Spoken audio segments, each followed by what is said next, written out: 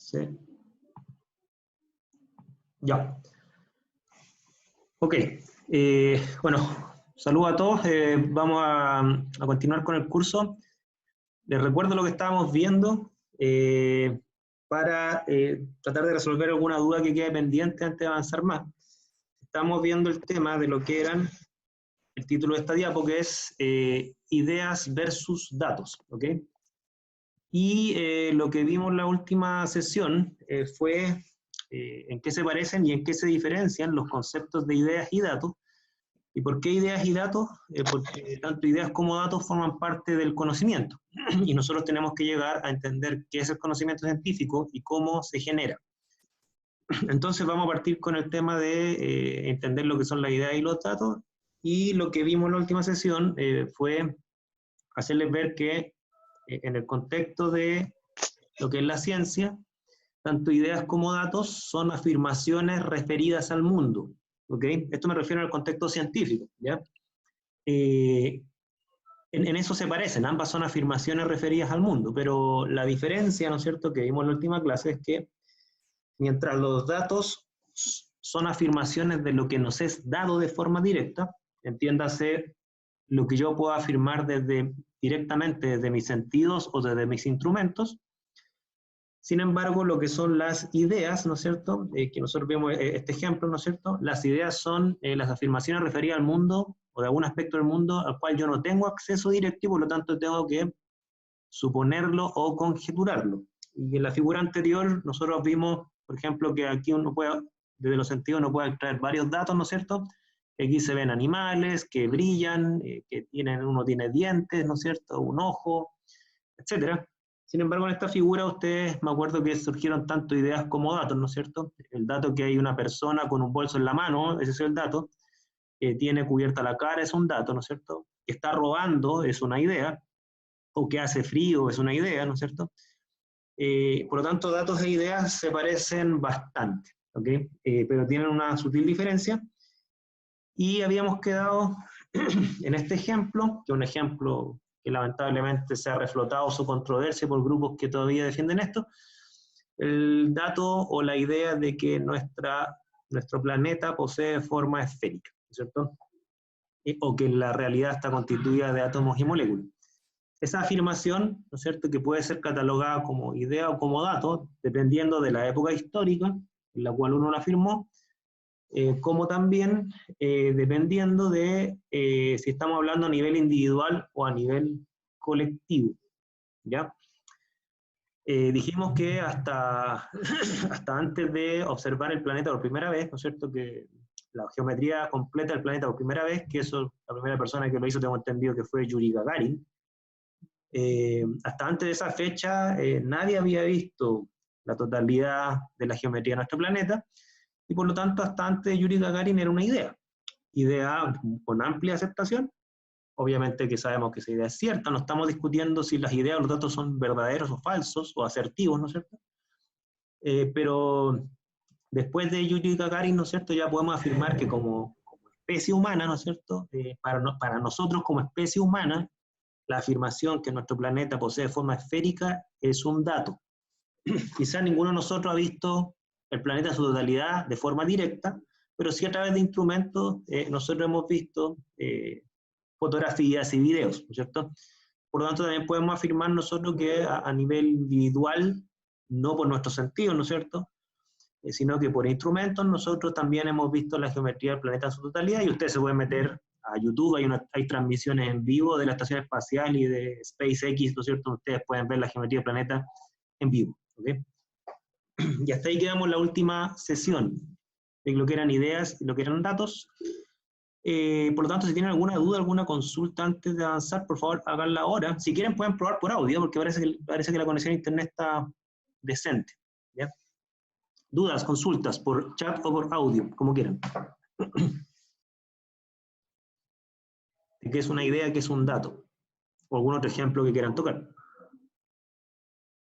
Los escucho, los leo.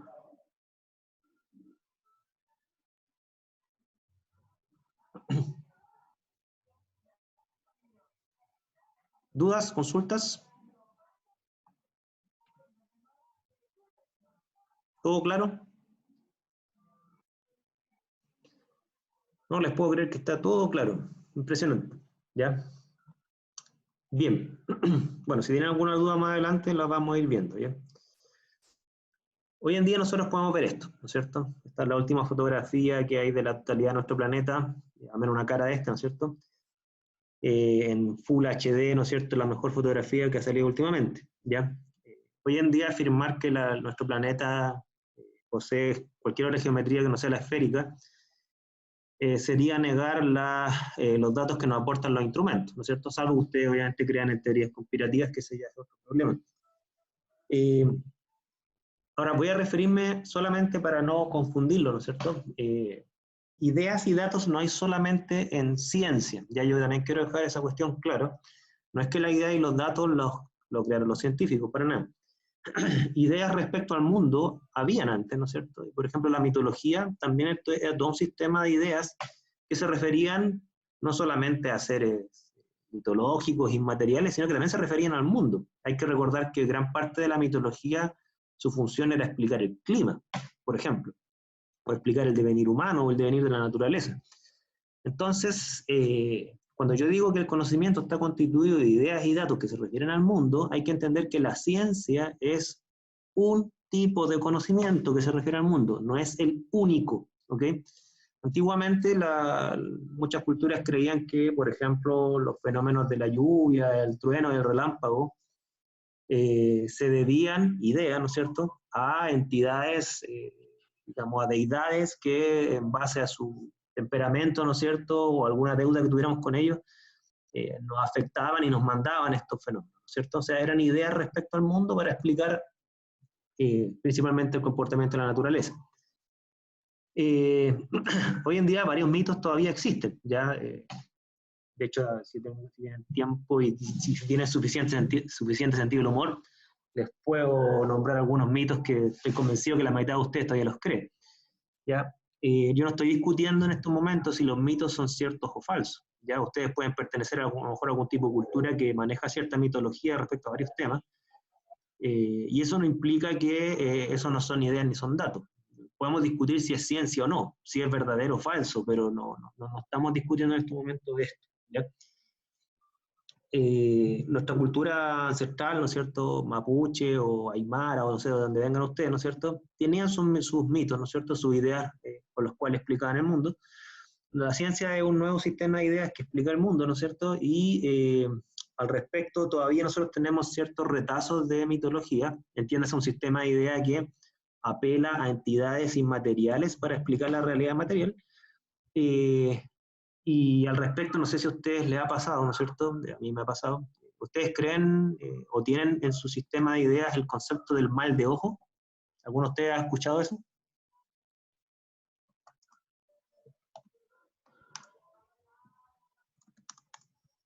¿Han escuchado del mal de ojo alguna vez?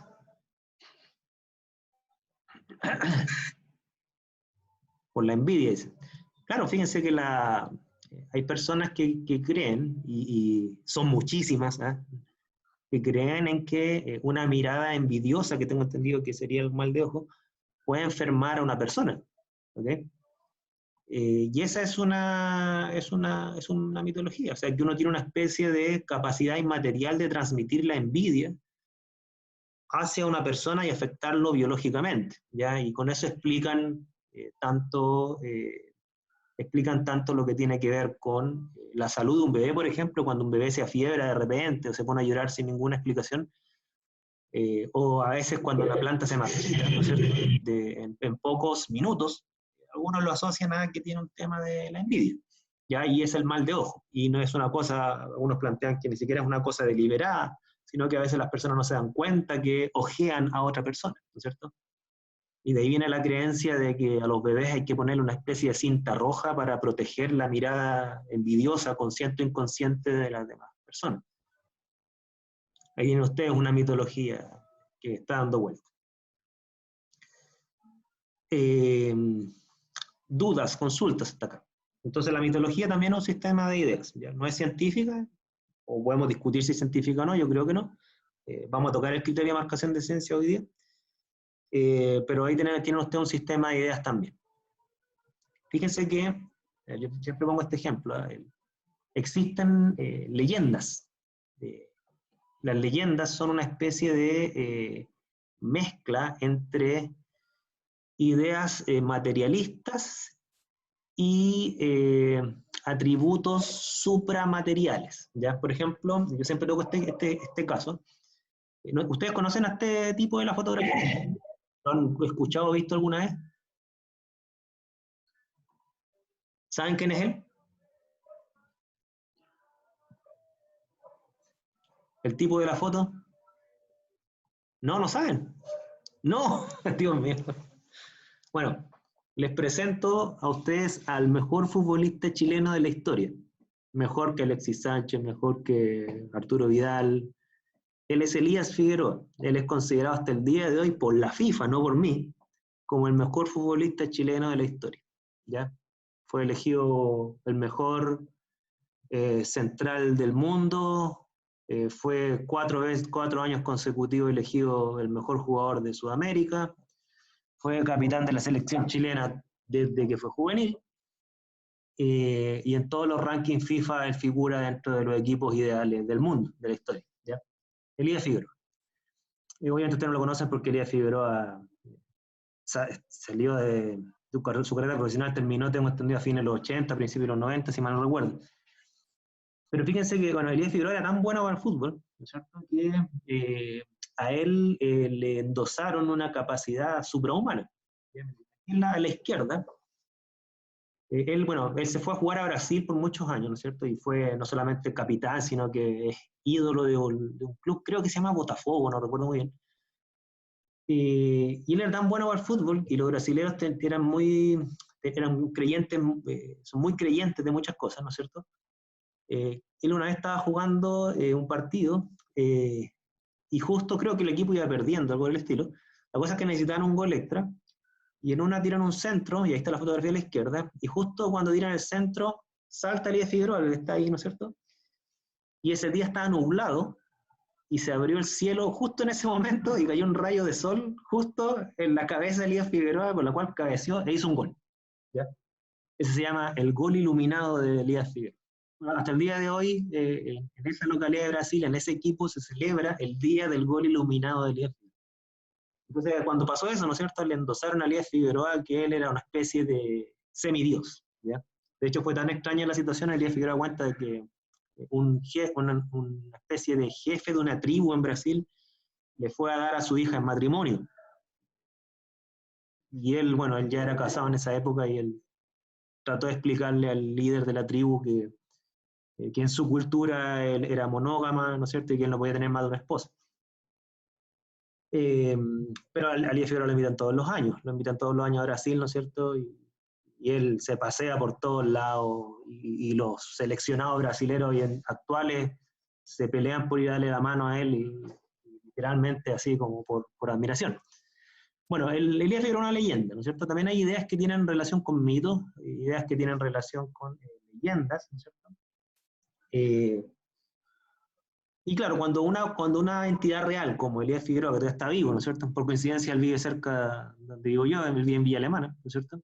Él es una persona real, ¿no es cierto? Yo le he dado la mano, pero le endosan especies de propiedades suprahumanas, ¿cierto? Esa sería una leyenda, ¿ok? Aldo, ¿Sí? Aldo, Sí, dale, Raúl. solamente un dato al margen con respecto al ejemplo que estás dando, y solamente para decir un dato anecdótico nomás, Sí, que es de origen guandarino. sí, Elías Figueroa, sí, él salió de las inferiores del Wander, sí. Él es porteño en términos futbolísticos, ¿no es cierto? Y él ha vivido toda su vida en Villa Alemana. De hecho, tengo entendido que es uno de los sostenedores de un colegio en Villa Alemana. Bien, entonces los que no conocían a Elías Figueroa, lamento decirles que esta selección chilena, que es la mejor de todos los tiempos, nada que decir, pero el mejor jugador de la historia de Chile antiguo. Y hay ideas que son ficción, ¿ya? O sea, son ideas que no se refieren a ningún ámbito de la realidad, sino que se refieren literalmente a mundos imaginarios. Ya, por ejemplo, la idea de Gandalf, ¿no es cierto?, en el Señor de los Anillos, hace referencia a una entidad que no existe en la realidad, ¿no es cierto? Es un mundo imaginario, eso sería una ficción. O sea, se le llama ficción a toda idea que no tiene ningún referente material. De hecho, algunos clasifican a las matemáticas como ficción, para que ustedes se vayan enterando, ¿ya? Obviamente que eso es polémico, ¿no es cierto? Pero es para que ustedes más o menos vayan viendo esto. Nosotros nos vamos a referir a las ideas y a los datos que se refieren al mundo, ¿ok? Y en eso vamos a ir avanzando de ahora en adelante. Dudas, consultas. Hasta aquí está una breve síntesis del tema de ideas versus datos, ¿no es cierto? Y ahora vamos a ir avanzando a qué es una idea y un dato en ciencia, ¿ok? O vamos a tocar lo que se llama el criterio de demarcación de ciencia. Dudas, consultas. Estoy abierto a cualquier pregunta, insisto. Tenemos que tener muy claro esto para dar el paso siguiente, que es, ¿qué es una idea científica?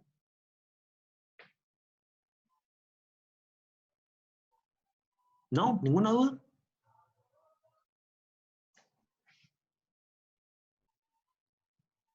¿Sí? Camila, dime.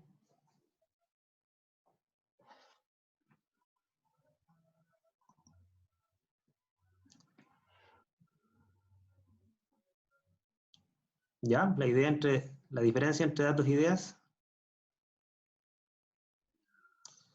Ah, ya, ya, ya. Ya, Camila entonces me pregunta que acaso la diferencia, por así decirlo, entre idea y datos es que los datos es algo concreto, ¿no es cierto? Y la vendría siendo lo que uno especula. Sí, sí, más o menos sería eso, ¿no es cierto? Sí, entendiendo como concreto, porque la palabra concreto puede tener varias interpretaciones. Yo voy a dar la interpretación que sería como la adecuada, ¿ya? Como los datos son afirmaciones que uno construye desde la instrumentación o la medición, lo que tú afirmas son cosas concretas. ¿A qué me refiero con concretas? Me refiero con cosas, número uno, particulares. Tú te refieres a lo que ves y necesariamente lo que uno ve o mide son objetos particulares individuales. ¿Ok? En ese sentido, que los datos son concretos, yo te encuentro la razón, ¿ya? Pero tú también le puedes dar el significado de concreto a que es empíricamente accesible. Entendemos empíricamente accesible, es que es accesible a través de los sentidos, y hoy en día también se incluyen ahí a los instrumentos de medición. Todo lo que tú puedes afirmar de tipo dato es concreto en ambos sentidos, en el sentido de lo empírico, es decir, se accede directamente a través de los sentidos, o los sentidos ampliados a través de instrumentos, y además es concreto en el sentido de que lo que tú afirmas son cosas particulares. Yo afirmo, por ejemplo, que hoy está despejado, por lo tanto me refiero solo a hoy. En cambio, las ideas, por ser más abstractas y estar alejadas de la experiencia, claro, no son concretas, ¿no es cierto? Son conjeturas, como tú bien lo dices. Ahora, un tipo de conjetura se le llama especulación, pues voy a tocar en unos segundos más qué es una especulación, pero uno las conjetura, en estricto rigor. Y claro, no es lo mismo decir hoy está despejado, ¿no es cierto? Que eso es algo concreto y es un dato porque lo estoy viendo en todo momento, versus eh, decir el clima despejado se debe a las altas presiones, ¿ya? El concepto de alta presión es un concepto sumamente general que aborda varios fenómenos climáticos, ¿ok? No solo el día despejado de hoy. Entonces, generalmente a las ideas se le da un grado de generalidad mayor que a los datos, porque las ideas son abstracciones de la realidad. Por ejemplo, no es lo mismo decir mi perra Yorkshire que está durmiendo al lado mío, ¿no es cierto? Ese es un dato concreto para mí y particular, a decir perro o perro Yorkshire, que incluye mi perro como todos los perros Yorkshire, y eso es una abstracción, ¿no es cierto? Una abstracción, captura las propiedades esenciales de lo que se define por concepto de perro y por tanto aborda o abarca mi perro, el perro de ustedes y muchos perros más y que han existido y que van a existir. Desde ese punto de vista hay una diferencia entre algo concreto y particular que se accede a través de los sentidos versus algo abstracto general, que eso todas esas son ideas, no son datos. Pero ahora, ¿de dónde se obtienen esas ideas? Eso es lo que vamos a discutir más adelante. O sea, una cosa es decir qué es una idea, paso 1, otra cosa es decir qué es una idea científica, paso 2, y tercera, respecto, ¿no es cierto?, que es lo más controversial de todo, de dónde surgen las ideas científicas, o sea, de dónde surgen estas afirmaciones generales y abstractas que se utilizan en ciencia para explicar y predecir cómo funciona el mundo, ¿ya? Y cuando tú mencionas especulación, bueno, precisamente, dependiendo del tipo de justificación que tenga una idea, a algunas de las ideas se les llama especulación. O sea, ¿qué sería una especulación? Para adelantarte un poquito, ¿ya? Especulación sería una idea que no tiene justificación ni empírica ni racional. Está basado solamente en tus emociones o prejuicios, ¿ya? O sea, está basado en nada científico, por así decirlo. Ahí tú estarías hablando de una especulación, ¿ya? Vamos a profundizar más en ese tema quizás en la próxima clase, ¿ya? Pero si tienen más dudas yo los puedo adelantar, no tengo problema. Más dudas, consultas, o Camila, si todavía no te responde la pregunta, me la puedes reformular de otra forma. Ok, te quedó claro. Más preguntas, antes de avanzar. Porque repito, lo que vamos a ver a continuación es qué es una idea científica. Y esto que vamos a ver a continuación es súper polémico, ¿ya? Pero a mí me gusta la polémica, me fascina la polémica.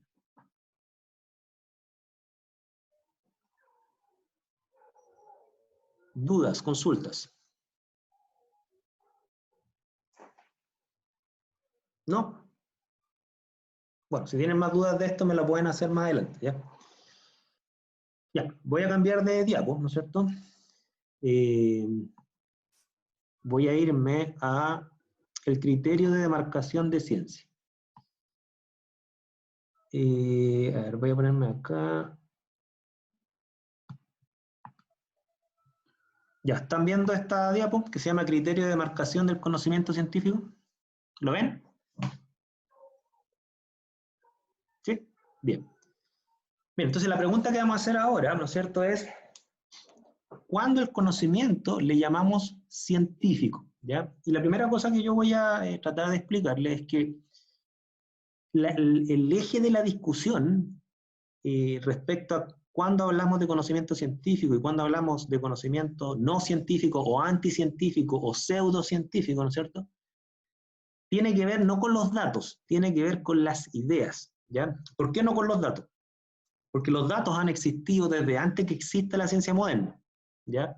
Los compendios de datos respecto del mundo vienen desde distintas ramas del conocimiento. Y de hecho, la mayoría de los datos que manejamos respecto al mundo ni siquiera lo ha generado la ciencia. Por ejemplo, los datos que se manejan en astronomía, que sería una ciencia, ¿no es cierto?, como se entiende actualmente, no los generó la astronomía, los generó la astrología.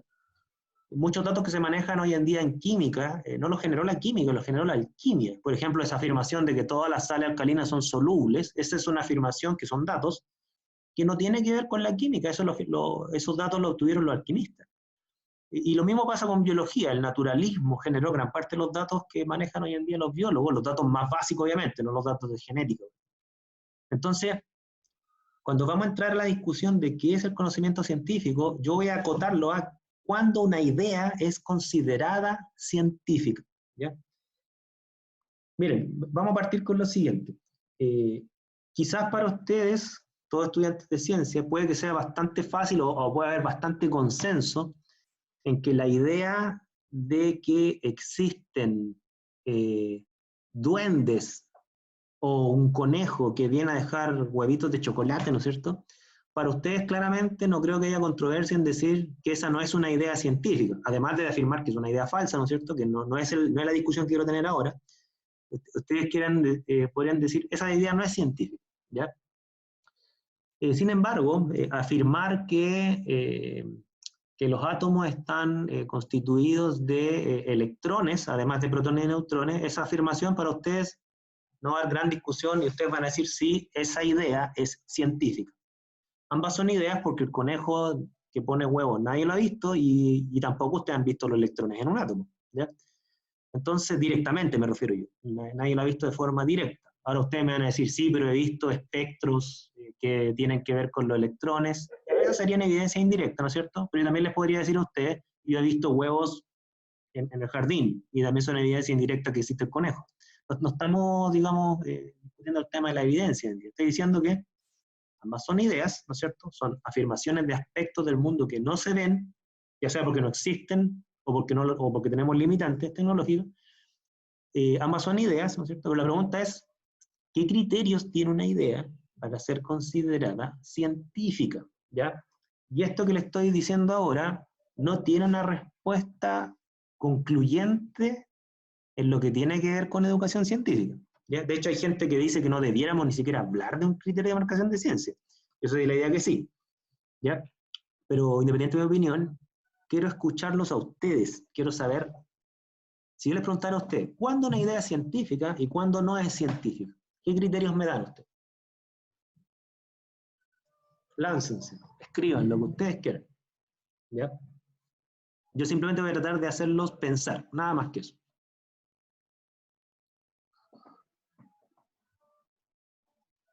Incluso podemos tocar ejemplos, ¿ya? ¿Cuándo una idea, según ustedes, pasaría a ser científica?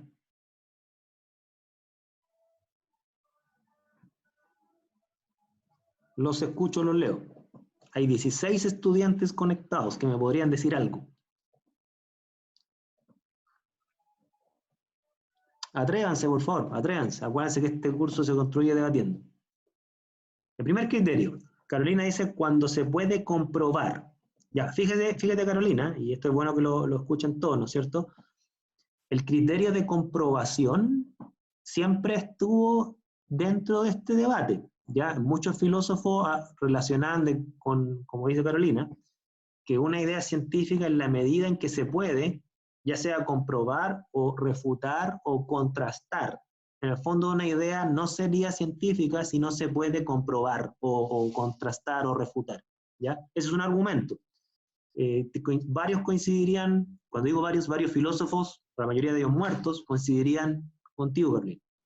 Nicolás dice, yo creo que es una idea reforzada por datos o argumentos. Ya, en el fondo lo que tú estás planteando, Nicolás, es que una idea es científica en la medida en que esté justificada, ya sea por argumentos, racional, o por empíricamente, por datos, ¿no es cierto? O ambos, ¿no es cierto? Podrían ser. Vamos a ver que eso tiene mucho que ver, ¿no es cierto? Muchas propuestas actuales plantean un poco lo que dice Nicolás, y de hecho lo que plantea Carolina y Nicolás tiene relación. O sea, una idea va a estar reforzada o apoyada por datos en la medida en que sea comprobable. Vamos a ver que esos criterios están presentes, ¿no es cierto? Pero mi misión como profe en estos momentos es hacerlo dudar de eso. Ya sé que más adelante vamos a tratar de encontrarle peros a esto. ¿Ya? Por ahora le estoy diciendo en donde yo los apoyaría y varios filósofos lo apoyarían en el pasado. Camila dice, cuando tiene relación con alguna ley en el ámbito científico, ya. Eso es bien importante porque vamos a ver, no creo que alcancemos hoy, quizás la próxima clase vamos a alcanzar, vamos a ver qué es una ley, ¿ya? Pero qué es una ley en el sentido del conocimiento científico, ¿ya? Yo les anticipé un poco qué se entiende por ley en términos de la visión de mundo. Muchos científicos creemos que la naturaleza o la realidad está regida por principios causales que existen, ¿ya? Lo que se llama la ley natural. Ahora, distinto es las ideas que tenemos respecto a esas leyes naturales. Eso es lo que se llama la ley científica, ¿ya? Entonces, cuando Camila dice cuando tiene relación con alguna ley en el ámbito científico, estamos hablando con alguna ley científica, y vamos a ver que una ley también es una idea en el ámbito científico, ¿ya? Uno de los objetivos que tiene esta parte del curso es que ustedes sepan reconocer las conexiones y las diferencias entre los conceptos de hipótesis, ley y teoría que se tienden a confundir. ¿Ya? Vamos a ir para allá. ¿Quién más? ¿Quién más? ¿Tiene algo que aportar?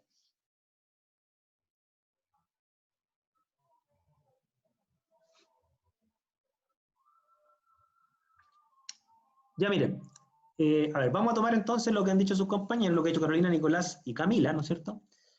Y ya le encontré las fortalezas de su argumento. Efectivamente, hoy en día casi nadie duda de que una idea, un requisito necesario, quizás no suficiente, pero sí necesario para que una idea sea científica, es que se pueda comprobar que es casi lo mismo que decir que esté reforzada por datos o apoyada por datos. Que es lo mismo que decir hoy en día apoyada por evidencias, porque una evidencia es un dato, ¿ok? Recalquen esa palabra, porque la vamos a discutir con más profundidad cuando veamos el método científico, pero por lo pronto, reforzada por datos es lo mismo que decir apoyado por evidencias, ¿ok? Porque insisto, toda evidencia es un dato, no todo dato es una evidencia, eso sí vamos a ver que la inversa no es equivalente, ¿ya? Eso que plantea Carolina y Nicolás, ¿no es cierto? Que tiene que ver con la parte empírica, tiene harto apoyo, pero yo les voy a dar un pero a eso, para hacerlos pensar solamente, ¿no es cierto? Les voy a dar un pero con un ejemplo, y un ejemplo que no es mío, es un ejemplo de un filósofo, ¿ya? Supongan eh, que yo soy un lector de las manos, yo leo las líneas de las manos, ¿ok? Entonces yo voy y para tratar de quitarle su dinero, ¿no es cierto? Yo les digo que puedo leer su futuro a través de las manos. ¿Estamos? Entonces ustedes me pasan su mano, ¿no es cierto? Y yo miro las líneas de su mano y les digo que en la línea de la vida, que supuestamente es la más larga, ¿no es cierto? Se ven 3 cortes de marcas de las líneas de su mano sobre esa línea, por lo tanto ustedes van a tener 3 hijos. O sea, le estoy afirmando algo del futuro, es decir, es una idea. El futuro yo no lo tengo acceso, lo estoy suponiendo, ¿no es cierto? Entonces yo estoy suponiendo su futuro, una idea, y les digo que van a tener 3 hijos. ¿Ok? Esa idea, ¿no es cierto?, se puede comprobar. ¿Ok? Por lo tanto, cumpliría con el criterio de Carolina. Como se puede comprobar, sería científica, si es que ese fuese el único criterio. Nicolás dice reforzada por datos. Supongamos que yo les sigo su pista hasta que cumplen, no sé, 45 años, donde ya no van a tener más hijos, ¿no es cierto?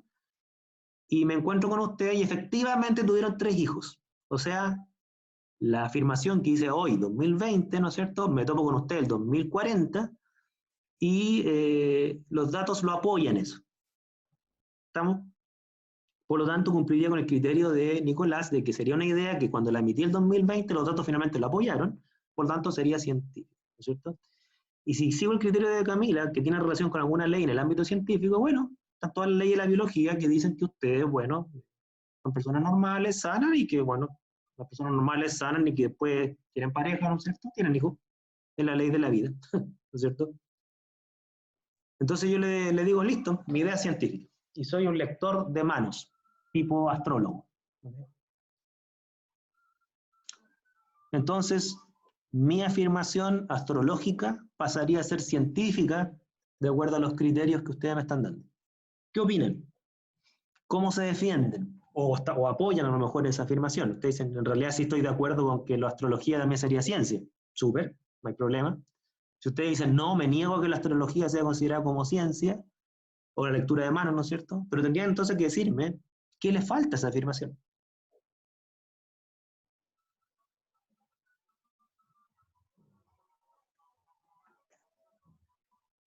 Piénsenlo, ¿eh?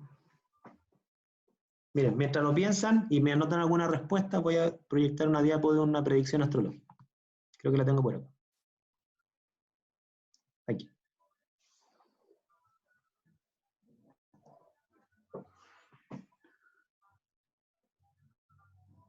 Aquí tienen ustedes otra afirmación astrológica.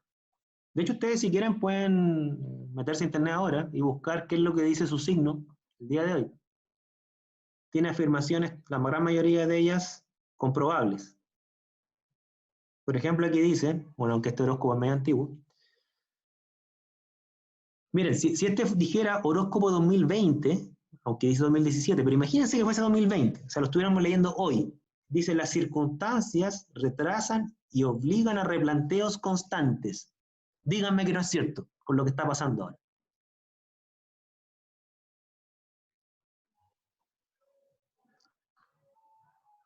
Es una afirmación comprobable, de hecho los datos de hoy en día están comprobando esa afirmación, las circunstancias del coronavirus claramente están retrasando y obligando a replantearnos muchas cosas, ¿ya? O sea, esa afirmación está apoyada por los datos, es comprobable. ¿ok? Y está basado en, bueno, temas que tienen que ver con la biología y la sociedad. Entonces, ¿científico o no? Es que exactamente esa afirmación está mejor para este año. De hecho, pareciera una afirmación profética para el 2020. ¿Ya? Ya, Wilson da una cuestión da una cuestión así puntual que es súper, súper importante. Wilson dice, es que eso puedo decirlo en cualquier momento de mi vida. En cualquier momento puedo pasarlo mal. Ya, ahí hay un pero, ¿no es cierto? Hay un pero gigante. ¿Ok? Por favor, recuerden lo que acaba de decir Wilson, ¿ya? Ese es uno de los peros por la cual la comprobación, la comprobación o el apoyo de los datos no ha sido tan, digamos, concluyente para diferenciar lo que es la ciencia de lo que no es la ciencia en el sentido de las ideas, ¿ya? Porque fíjense lo siguiente, lo que plantea Wilson da el clavo en una cuestión que un filósofo, no sé si fue el primero, pero por lo menos es uno de los más famosos, un filósofo que murió en la década de los 90 se dio cuenta. Y se dio cuenta cuando analizaba cómo generaba el conocimiento científico Albert Einstein. Este filósofo se llama Karl Popper, ya un filósofo alemán que murió en el año 92, creo. Y él se dio cuenta que la comprobación empírica o el apoyo por los datos no es lo propio de la ciencia. ¿Y por qué se dio cuenta? Precisamente deteniéndose en dos tipos de sistemas de ideas que según él siempre son apoyados por los datos y precisamente por eso no son científicos. El horóscopo, número uno, y afirmaciones del ámbito político, número dos. ¿Ustedes se han dado cuenta que los políticos nunca pierden? Siempre los datos confirman lo que ellos dicen. Por ejemplo, los políticos hacen muchas afirmaciones parecidas a esta. Dicen, se vienen tiempos mejores, o se vienen tiempos difíciles, o se vienen tiempos de cambio. Y esas cosas, ¿no es cierto? Si yo digo eso, con esa vaguedad, ¿no es cierto? Eso puedo decirlo, como dice Wilson, eso puedo decirlo en cualquier momento de la vida y en cualquier momento eso va a pasar. ¿Ok? Entonces, Popper se dio cuenta que lo que caracteriza a la ciencia no es que sus afirmaciones tengan una alta chance de ser ciertas.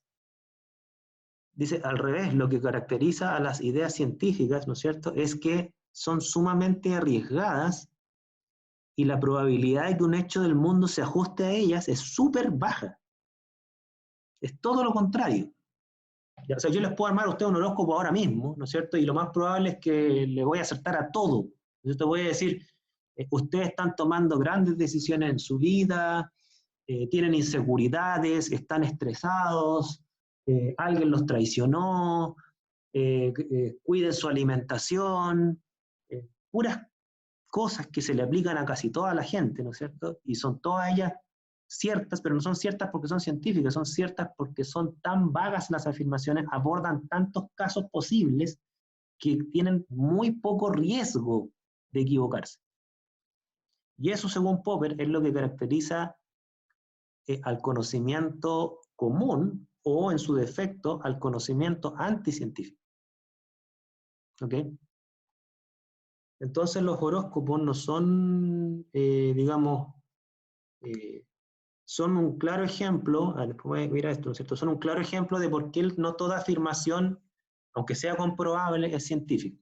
Popper tenía un criterio bien interesante, él planteaba que las afirmaciones que son científicas son las que se arriesgan a ser falsas.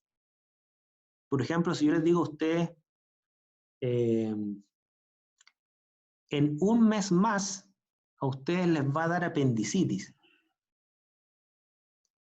Esa afirmación es súper arriesgada y tiene una alta chance de ser falsa. Yo me estoy arriesgando, estoy diciendo a ustedes qué les va a pasar con precisión, con apendicitis, y en cuánto tiempo más. Por lo tanto, la probabilidad de que muchos hechos del mundo se ajusten a esa afirmación no, es bajísima. Es solamente un hecho del mundo que se tendría que dar para que los datos lo apoyen. O sea, es muy arriesgado que sea falsa esa afirmación. ¿Ya? ¿Qué les parece eso? ¿Qué les parece eso? ¿Algún comentario?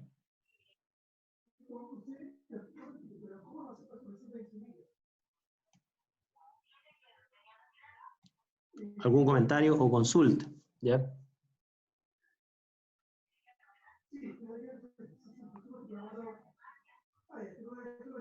Vamos a otro caso.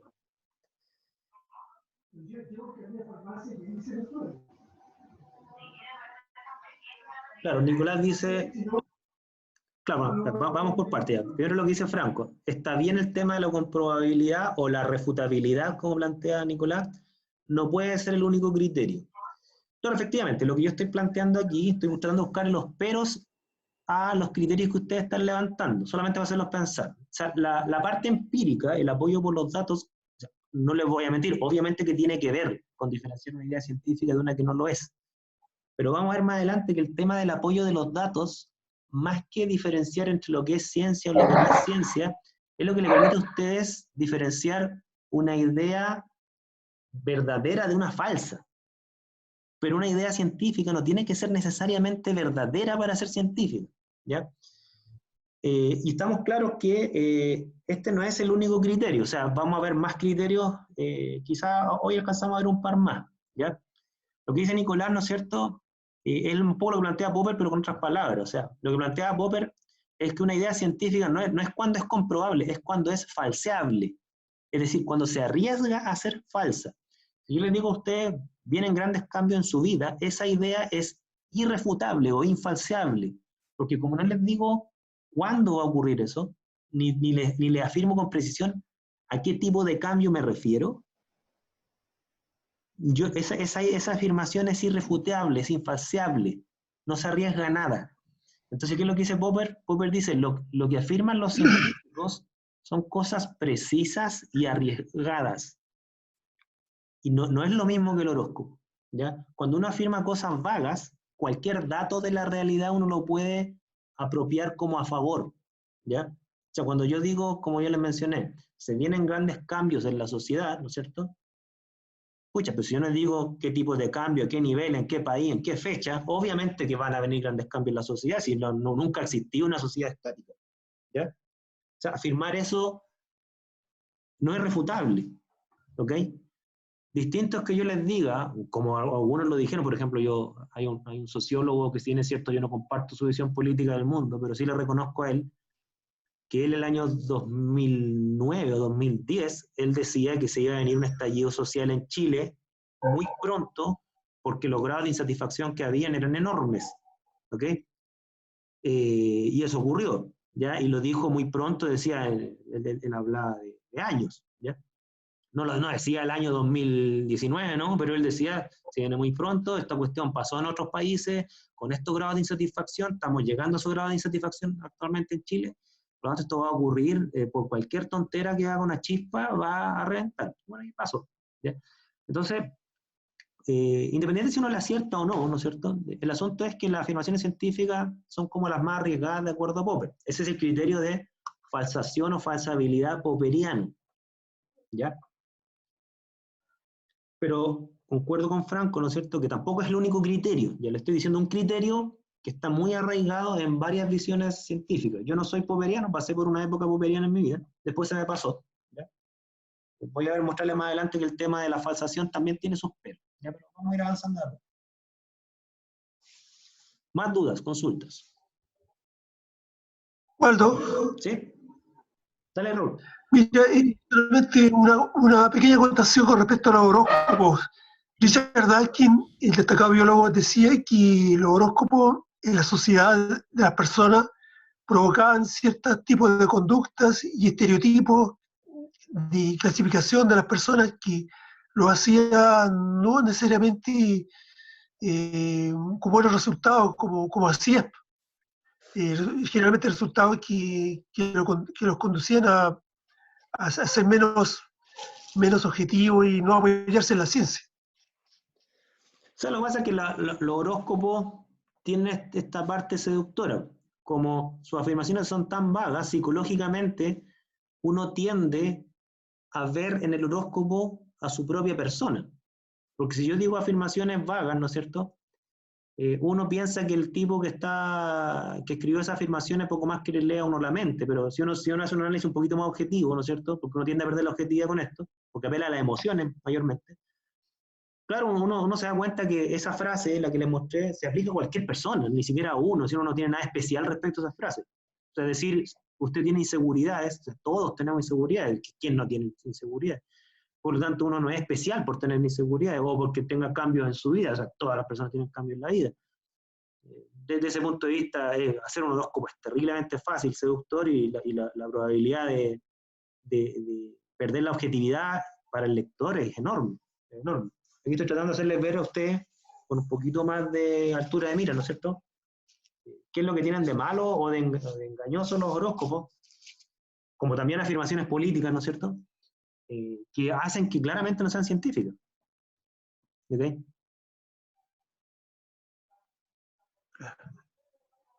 Insisto, esto ustedes lo pueden llevar a la política.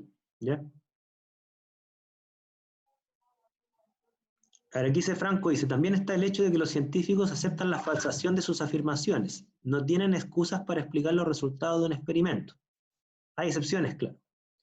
Freud, frente a la evidencia contraria a sus teorías, siempre tenía una excusa para explicar que sus ideas eran ciertas, pero que no se cumplieron por X motivo. Ya, lo que plantea Franco es bien importante, y eso lo planteó tanto Popper como Bunge también. O sea, Popper decía que una de las formas más fáciles de rehuir a la falsación y dar la falsa impresión de veracidad, ¿no es cierto? Hay dos formas. Una es hacer afirmaciones vagas, cuya probabilidad de ser cierta es enorme, y lo hemos visto en el caso del horóscopo, ¿no es cierto? La otra opción es la que planteaba Franco, ¿no es cierto?, que se llama levantar hipótesis ad hoc, es decir, yo afirmo, por ejemplo, en el caso de Freud, tengo entendido, yo no he leído a Freud, así que si digo algo falso me corrigen nomás, cuando él afirma que todos tenemos un complejo de Edipo o de Electra, ¿no es cierto?, como se plantea que uno siente una especie de atracción sexual hacia los padres, ¿no es cierto?, claro, tú ahí tienes dos opciones. O la evidencia está a favor tuyo, o sea, tú ves un caso donde eso se manifiesta, tengo entendido que no ha habido ningún caso al respecto. Como también, si tú te topas con una persona, que la mayoría, una persona, un niño que no tiene esas pulsiones, ¿no es cierto? ¿Cómo actuaría un científico? Una persona con una actitud científica diría, ¿sabes qué? Ese dato refuta mi idea, se acabó, mi idea es falsa. ¿Cómo reaccionan, digamos, visiones no científicas respecto al tema? El psicoanálisis se le clasifica como una pseudociencia por varias visiones filosóficas. Es que ante la evidencia contraria levantan una hipótesis ad hoc para defenderse de la evidencia contraria. Por ejemplo, dicen, no es que ustedes no tengan el complejo de Edipo y Electra, es que la sociedad les ha inhibido esa pulsión. Entonces, si lo manifiestan, evidencia a favor del complejo de Edipo de Electra. Si no lo manifiestan, es una evidencia a favor de que la sociedad los ha reprimido. O sea, no hay ni una evidencia contraria que les haga cambiar de opinión, porque ustedes construyeron un dogma, literalmente. ¿Ya? Una de las cosas que tienen de seductoras las teorías conspirativas es eso precisamente. Por ejemplo, los terraplanistas, ¿no es cierto?, tienen esta visión también. Dicen, mira, ¿sabes qué? La Tierra es plana. ¿En qué se basan? Dicen, mira, si tú miras el horizonte se ve plano. Y otro le dice, sí, pero hay fotografías de la NASA que muestran que no es así. En vez de decir, oh, en realidad me equivoqué, ¿qué es lo que dicen? No, lo que pasa es que esas fotografías son falsas. La NASA nos está engañando. O sea, utilizan hipótesis ad hoc para rehuir la falsación. ¿Ya? Hipótesis ad hoc, ¿qué es una hipótesis ad hoc? Es una idea que se levanta con el único propósito de defender tu idea de la evidencia contraria, pero esa idea que tú levantaste no tiene una comprobación independiente. ¿Ok? Entonces ahí hay un tema que no es menor. Aquí dice Franco, conectándolo con ideas de la psicología cognitiva, existen muchos sesgos cognitivos que favorecen a la persona frente a adversidades intelectuales, como por ejemplo, claro, el sesgo de la confirmación. Claro, uno tiende a considerar la evidencia que está a favor de las ideas de uno e ignora las contrarias. Y fíjense que lo que plantea Franco, hay varios autores que lo han estudiado esto.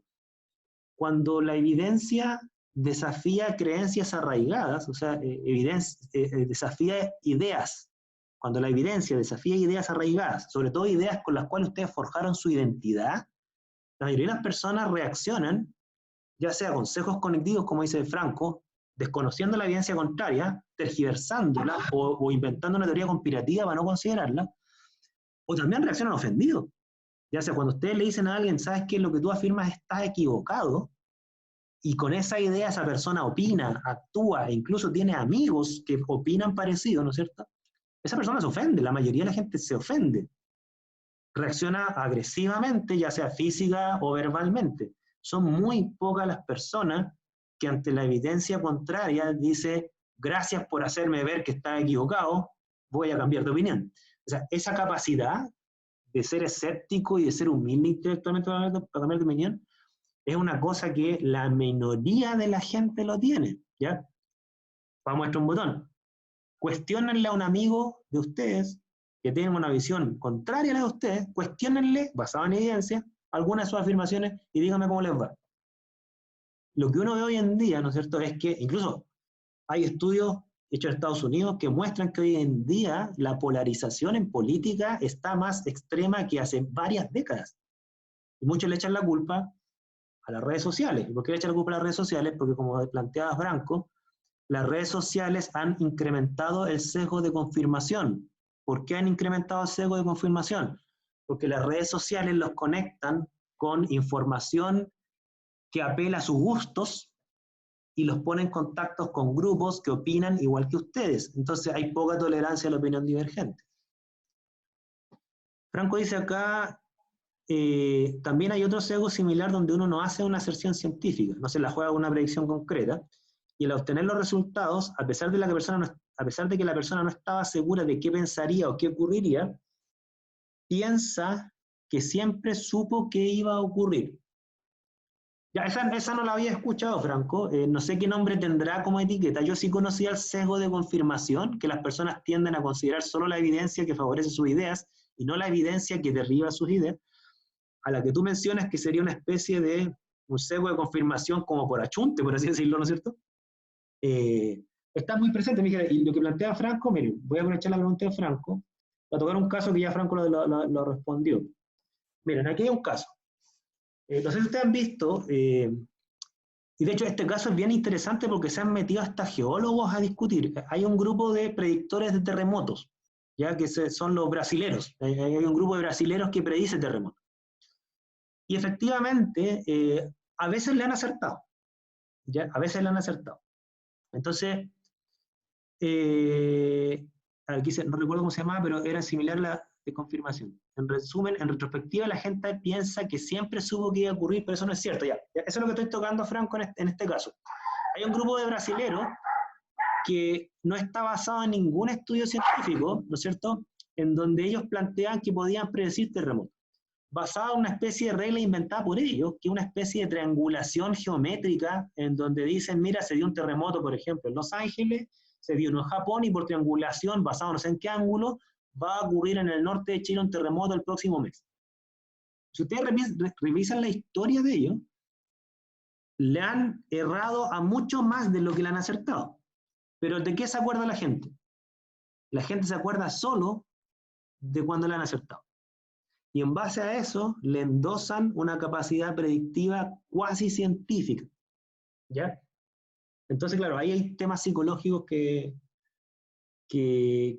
entran en juego.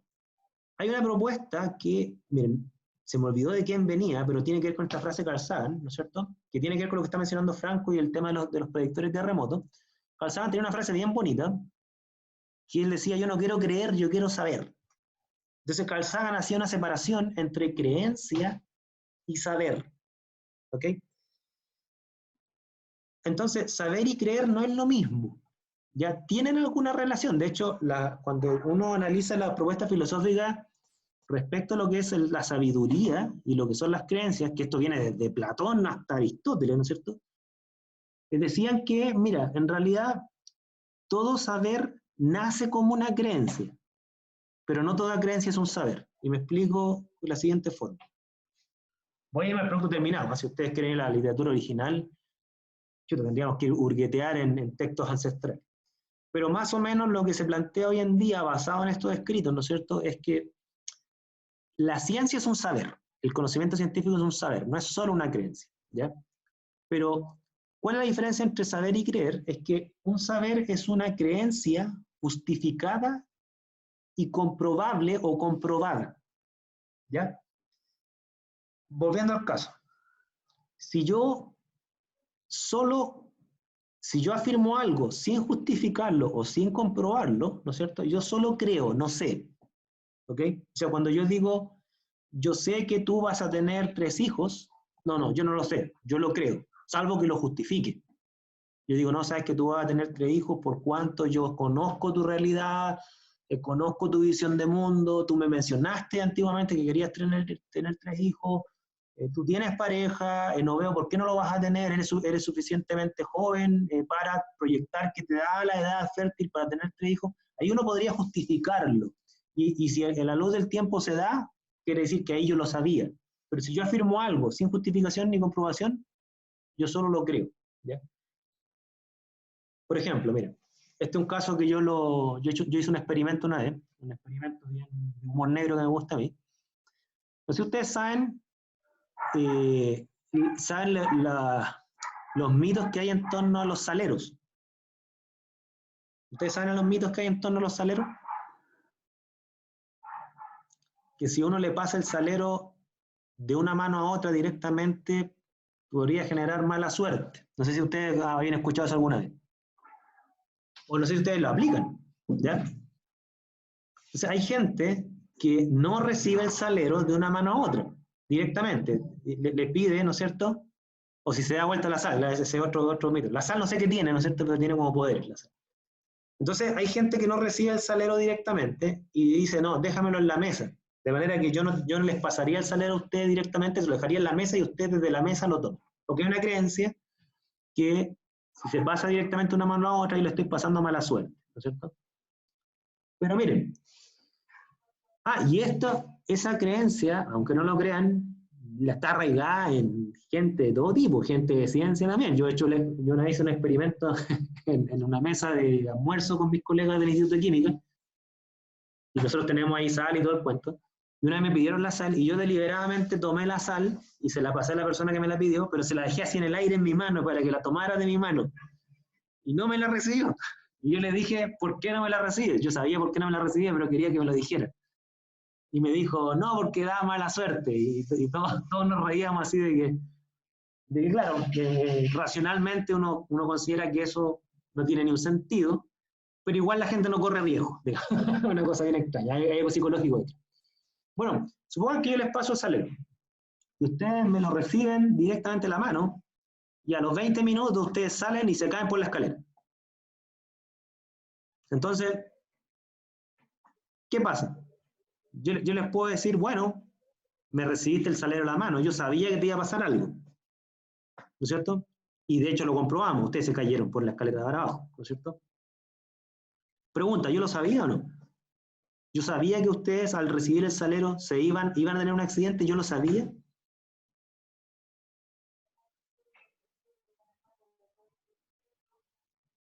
¿Qué piensan? ¿O lo creía? ¿Qué piensan? Franco dice, en este contexto no sabía.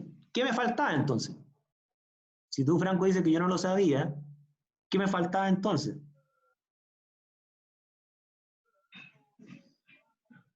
No tenía idea que se iba a caer. Ya, un poco para ser abogado del diablo. Pero yo lo estaba afirmando.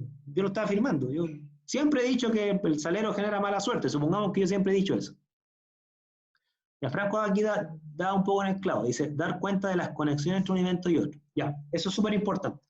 No basta con que yo afirme algo y que luego ese algo se dé para endosarle un estatus científico o un estatus de un saber, ¿ya? Yo además tengo que afirmar justificadamente qué conexión hay, como dice Franco, entre un evento y otro, que es lo mismo que justificarlo racionalmente. Es decir, yo tendría que decir, miren, ¿saben qué? Lo que pasa es que si yo te paso el salero en tu mano se va a poner viscosa, y al ponerse viscosa va a hacer que tu agarre con el fierro de la baranda sea débil, ¿no es cierto? Y por lo tanto te vas a resbalar y por eso te vas a caer. Y luego ustedes se cayeron, entonces yo ahí podría decir, ves, yo no sabía que te ibas a caer, porque la sal es peligrosa. Eso hubiese sido una especie de pseudo justificación para poder convencer a alguien de que yo lo sabía. Pero el hecho es que si yo lo afirmo sin justificación, sin establecer la conexión entre un evento y otro a priori, ¿no es cierto? No hay nada que hacer, ¿ya? Y el concepto de mala suerte es muy amplio, ¿no es cierto? Podría haber sido no solamente una caída por la escalera, podría haber sido un golpe en la cabeza, un atropello, no sé, mil cosas, ¿no es cierto? O sea, además peca de vaguedad, como decía Popper. Yo, además de haber afirmado algo, tendría que haber sido algo arriesgado, número uno, de acuerdo al criterio Popper, con alta probabilidad de ser falso. Número dos, comprobable, ¿no es cierto? Y número tres, justificado. Justificar la causa con el efecto, ¿no? Entonces, claro, el caso de la gente que predice los terremotos basados en triangulaciones, no hay justificación racional. Eso es lo que le han endosado los geólogos. O sea, dicen, esto de la triangulación no tiene ninguna justificación. El hecho de que sea un terremoto en una parte y en otra, no tiene una conexión necesaria vía una geometría intuitiva, como plantean los geólogos. De hecho, muchos geólogos dicen, los terremotos incluso se dan a veces a profundidades diferentes en las placas tectónicas, por lo tanto no se puede llegar y hacer una triangulación, eso no tiene ningún sentido. Entonces, el hecho de que le hayan acertado a predicciones no quiere decir que ellos manejan un saber respecto al tema. ¿Ya? Primero, porque la tasa de acierto no hacía más alta del azar, y segundo, porque la justificación que tienen ellos es irracional. ¿Ok? Hasta el momento, no quiere decir que en el futuro a lo mejor le encuentren racionalidad, pero hasta el momento lo que dicen los geólogos es que no tiene ningún asidero lo que afirman en términos de justificación racional. ¿Ya? Claro, esos son los principios, como dice Franco, que dividen la causalidad de la contingencia, o lo que yo llamo, lo que diferencia la causalidad de la casualidad, ya que quizás, no sé cuál palabra es más adecuada, contingencia o casualidad. En el fondo es para diferenciar, como le dicen, aciertos fortuitos versus de aciertos justificados, producto de saberes, ¿ya? Waldo, Sí, Raúl. mira, a propósito de la conversación, me gustaría que puedas comentar, porque tú en otra oportunidad te lo he escuchado muy bien, el ejemplo de Einstein, cuando Sí, predijo un acontecimiento que se comprobó después con un eclipse muchos años después, cuando comprobó la curvatura de la luz al pasar por cerca de la curvatura espacio-tiempo del Sol. Se lo sí, predijo, muchos lo dijo, lo pensó, se lo imaginó, no sé, y después, muchos años después, se comprobó. sí, sí, ese caso es bien interesante. De hecho, como ya les mencioné, Popper levantó su criterio de marcación de ciencia analizando el caso de Albert Einstein. Vamos a analizar la teoría de la relatividad, pero para adelantarles un poquito. Claro, Einstein, él era físico teórico, entonces todas las afirmaciones que hizo, todas sus ideas, ¿no es cierto?, estaban basadas en creencias de él, pero no era cualquier tipo de creencia, eran creencias justificadas racionalmente, basado en problemas que habían en la época que no tenían solución. Un poco para adelantarle el cuento, había una inconsistencia entre la física newtoniana y la física del electromagnetismo, eran inconsistentes en algunos aspectos, y a Einstein se le ocurrió como una idea para, digamos, resolver esa inconsistencia, ¿ya? Pero esa idea que se le ocurrió a él, le dio todo un fundamento, una justificación racional de por qué él consideraba que era la solución al problema. Pero lo interesante de la idea de Einstein es que era una idea tremendamente, digamos, disruptiva. Él planteaba que no había un tiempo propio, universal, que cada persona tenía su propio tiempo, que no existía la gravedad, sino que si existía una distorsión del espacio-tiempo. Ideas muy revolucionarias para la época. Y fíjense que en Einstein, cuando propuso eso, nadie lo comprobó, porque no había cómo comprobarlo cuando él lo propuso. Se publicaron sus trabajos, ¿no es cierto? Pero sus trabajos hacían predicciones súper arriesgadas, así como, y por eso a Popper le llamó la atención. Einstein decía, mi idea será muy de épocas, pero yo les digo lo siguiente, con la justificación matemática, decía, si mis ideas son ciertas, lo que ustedes debieran observar en un eclipse, ¿no es cierto?, es que la luz de una estrella se va a desviar 15 grados. Así de precisas eran las predicciones de Einstein. Y efectivamente, ¿no es cierto? Efectivamente, después de años eso se vino a comprobar. ¿Ok? Entonces, claro, la diferencia entre saber y creer, en el caso de Einstein, es que él no solamente creía, lo tenía justificado racionalmente, no lo habían comprobado, pero él sí decía cómo comprobarlo. Después se consiguieron los medios y los recursos para ir a buscar esas evidencias, ¿ya? Entonces ahí hay un caso muy interesante que lo vamos a analizar con mucho detalle. Aquí dice, Franco dice, también está el caso contrario, donde el sistema de gravitación newtoniano no podía predecir el movimiento de los astros cuando había más de 2 astros en la ecuación, claro, el problema de los 3 cuerpos.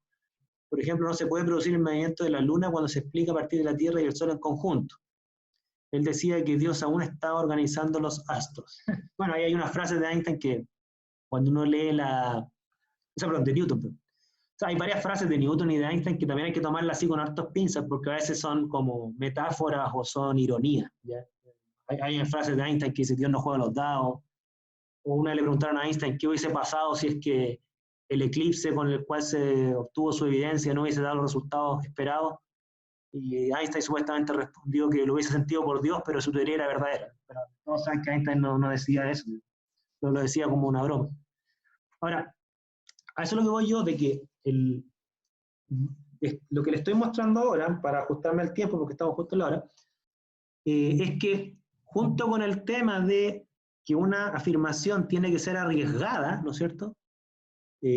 Como lo plantea Popper, también hay que irse por el lado de la justificación racional. O sea, una afirmación vaga no puede ser considerada como ciencia, porque no hay cómo ponerla a prueba. ¿Ya? Ese es un punto popperiano súper fuerte, que yo personalmente lo comparto, no lo he encontrado peros a ese punto. Lo que sí, como ustedes ya están intuyendo, ¿no es cierto? Con ese solo criterio no es suficiente, ¿ya? También está el tema de la justificación racional, o sea, una idea científica en la medida que es arriesgada para someterlas a pruebas empíricas, ¿no es cierto? Debe además tener una justificación racional, que es lo que se llama darle plausibilidad a la idea, que sea coherente con el cuerpo de conocimiento que existe y que no está en cuestionamiento en la investigación misma, ¿no es cierto? Eso se llama plausibilidad. Entonces llevamos ya 2 criterios, plausibilidad o justificación racional, comprobabilidad o contrastabilidad, como le llaman algunos, o falsabilidad, como le llama Popper, ¿no es cierto? Ahí tenemos 2 criterios, ¿ya? Les voy a pedir que se vayan pensando en esos criterios, les voy a subir el criterio de marcación de ciencia de Popper al navegador, y vamos a continuar la próxima clase porque todavía nos quedan más criterios, ¿ya? Pero un poco para dejarlos pensando. Mira, quiero que se vayan pensando con la siguiente frase, ¿ya? Ahí voy a tocar la afirmación de Bunge, Franco. Solamente para que se vayan pensando. Supongamos que ustedes están conformes con esos criterios. Ustedes dicen, miren, una creencia justificada y arriesgada o comprobable es científica. Pero fíjense que la mitología es súper racional. Hay toda una conexión entre todas las deidades, que uno es hijo del otro, que uno es celoso del otro, ¿no es cierto? Que uno es un hijo híbrido de no sé quién. Por lo tanto, hay todo un cuerpo de ideas que se autosustentan, que le dan una justificación súper racional a la mitología, ¿ya? Y si yo les digo a ustedes, miren, si nosotros no sacrificamos un cordero, entonces Thor, ¿no es cierto?, nos va a mandar un rayo en castigo, ¿no es cierto?, mañana, está súper arriesgado, y les digo por qué, porque a Thor le gustan los sacrificios, porque él es hijo de no sé quién, les doy toda una justificación racional, yo estaría cumpliendo con esos 2 criterios, estaría dando una idea justificada, puede que le guste o no la justificación, pero le estoy dando una justificación arriesgada, porque le estoy diciendo que nos va a mandar un rayo mañana y nos va a matar, ¿no es cierto? Por lo tanto, estoy cumpliendo con los 2 criterios. Por lo tanto, esos 2 criterios, si es que están conformes con ellos, aquí les dejo un caso donde dudo que ustedes lo clasifiquen como científico, sin embargo cumplen con una justificación y es sumamente arriesgado. Para terminar, voy a leer lo que dice Franco, dice, Bunge dice que ese criterio no funciona para teorías generales como la teoría general del sistema. Él la considera científica, sin embargo es abstracta, no tiene un referente concreto, aunque se puede aplicar en distintas estancias. Claro, lo que pasa es que Bunge hace 2 diferencias, ¿ya? Hace diferencias entre las teorías matemáticas, que eso le llama las ciencias formales, ¿no es cierto? Y claro, las matemáticas no tienen referentes materiales directos, porque la matemática pura no se refiere al mundo. Luego él habla de teorías generales, algunos le llaman eso teorías de marco, que son teorías tan abstractas que no se refieren directamente al mundo, se refieren a cosas muy generales del mundo, y para poder comprobarlas o contrastarlas, lo que uno pone a prueba son consecuencias sumamente indirectas de sus postulados, ¿ya? Pero ese tema de la contrastabilidad, ¿no es cierto? Yo por ahora le estoy diciendo, partamos la base de que una afirmación tiene que ser lo suficientemente arriesgada para ser contrastable, ¿ya? Luego vamos a ver, cuando veamos el método científico, el problema que tiene la contrastabilidad en el sentido de, y esto les voy a adelantar un poco quizás para responder lo que plantea Franco, si es que le entendí la intervención, ¿cierto? Es que gran parte de la contrastación con datos es sumamente indirecta, o sea, el concepto de evidencia directa en ciencia es súper, súper escaso. La mayor parte de las evidencias científicas son indirectas, no son directas, porque los postulados son tan generales, tan abstractos, que no se refieren de forma directa al mundo, ¿ya? Eso lo vamos a ir viendo cuando veamos qué es una teoría y cuando veamos el método científico sobre eso, ¿ya? Por razones de tiempo, lo tengo que dejar para no abusar de su hora de almuerzo. Nos vemos el jueves. Yo voy a subir esta clase al navegador y al WhatsApp. Y les voy a subir además un par de documentos que hablan del criterio de demarcación de ciencia. Si ustedes encuentran más documentos de otros autores que hablen de un criterio de demarcación de ciencia, por favor tráiganlo a colación. ¿Ya? Este tema, insisto, es súper, súper polémico, sobre todo en algunos casos. ¿Ya? Quizá hay casos, por ejemplo, del psicoanálisis o la misma psicología o la sociología, a veces se la clasifica como científica o como no científica, basándose en criterios de demarcación de ciencia. Y esa cosa, obviamente, que genera controversia, sobre todo a los que practican esas disciplinas. ¿Ya? A nadie le gusta que lo dejen fuera de la clasificación de ciencia, al parecer. ¿Ya? Bien, nos vemos entonces el jueves. Cualquier duda que tengan de aquí el jueves, correo, WhatsApp, como ustedes quieran. ¿Ya? Nos vemos. Saludos a todos. Chao, chao.